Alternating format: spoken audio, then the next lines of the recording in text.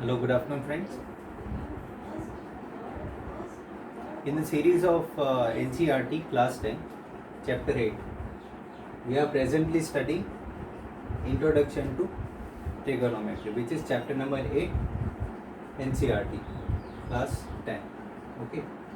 So, in previous topics or previous lectures, we had studied about trigonometric ratios and how we define them with respect to the acute angles. Okay.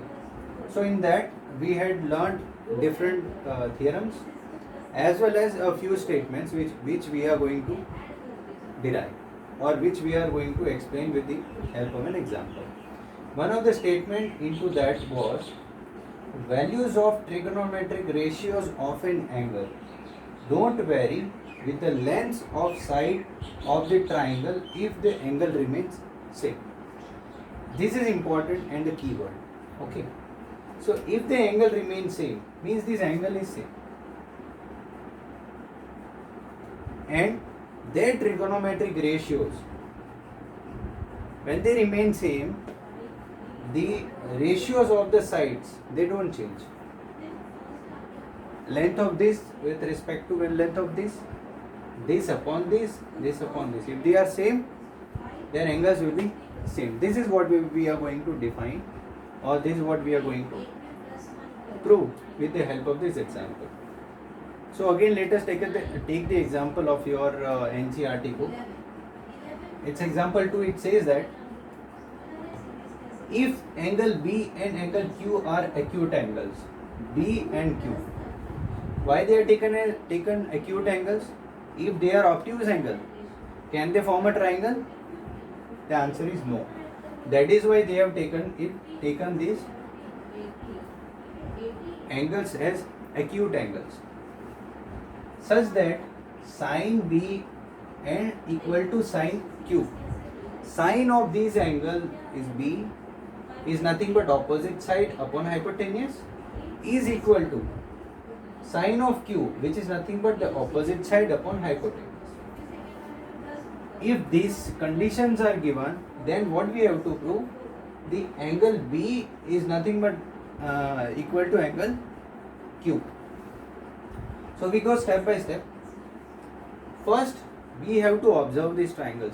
Are these triangles of an equal area, or are these triangles lengths are equal? The answer is no. Okay. So this is where we can connect with our previous theory part, is that if the angles remain same, the lengths of the sides ratios, they remain equal to each other. This is in confirmation with the sentence what I have written here. Okay. So what do? We take these two triangles and we derive different parameters of the triangle. Okay. So given here, what is given in a data? We are given as sine B equal to sine Q. What is sine B? This is nothing but opposite side upon hypotenuse, as we had seen in previous lecture. This is AC upon AB. This is sine B. What is sine Q in this triangle? Is nothing but opposite side upon hypotenuse. Opposite side PR upon hypotenuse PQ. Now, since these both are equal, these will also be equal. The ratios of the sides will be equal. So we take these ratio as K, this ratio as K, this ratio as K. Okay, we give it a name as equation 1. After that, we go on with the Pythagoras theorem. Why Pythagoras theorem? Because we want to find out the other side which is not included in this ratio. Again I am reiterating, why do we take what is the necessity to take the Pythagoras theorem is nothing but to accommodate the side which is not available here in this equation. Okay. So for triangle ABC, when I take this is right angle and this is right angle in these triangles. Okay. In triangle ABC, how will apply Pythagoras theorem is AB square will be equal to AC square plus BC square. In this triangle, PQ square will be equal to PR square plus QR square. So this is what I have written here. Now I will make BC here because BC is not there, and QR here, QR is not there. I will make them as subject. So BC square here, AB square here. BC square will be nothing but AB square minus AC square. Same here, PQ square, QR square will be nothing but PQ square minus PR square. These, when I take the square root of this, what the answer will be? BC will be equal to under root AB square minus AC square. Same here, when I take the square root, QR will be equal to under root PQ square minus PR square. Now I utilize these values to solve this question or solve this equation. I need BC upon QR, which is not here. Okay, so AB square minus AC square under root upon under root PQ square minus PR square. So when these PQ square minus PR square is there, what is the value of AB from this equation 1? AB is nothing but K into PQ. This is what I have written here.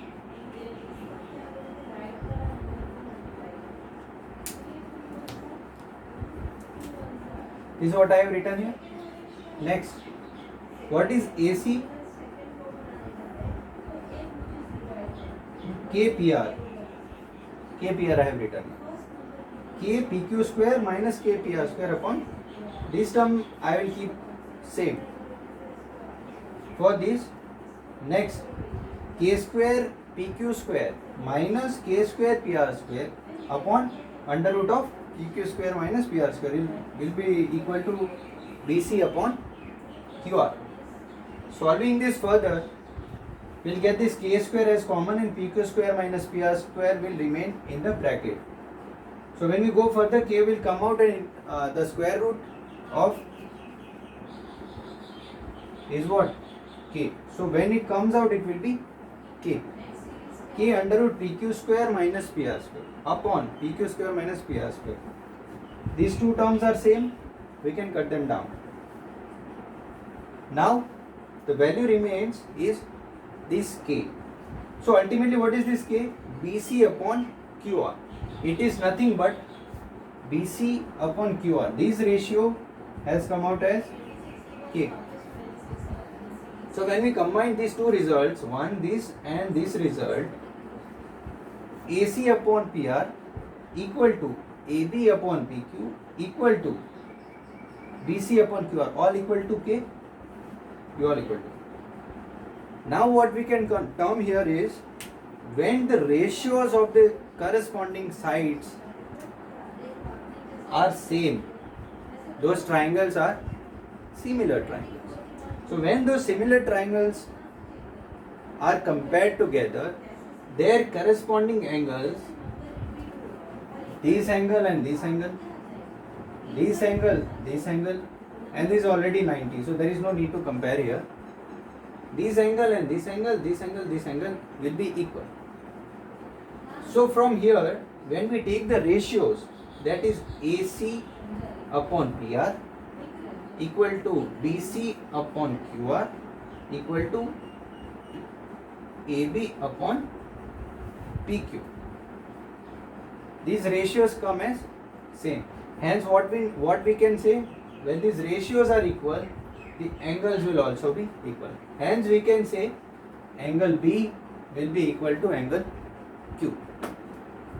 So what the theorem we had learned here is taken as, is proved here as an equal. So I can say it otherwise, or vice versa. If I term this example in a theoretical manner, what I can say is the values of trigonometric ratios of an angle don't vary with the lengths of the sides of the triangle if angle remains same.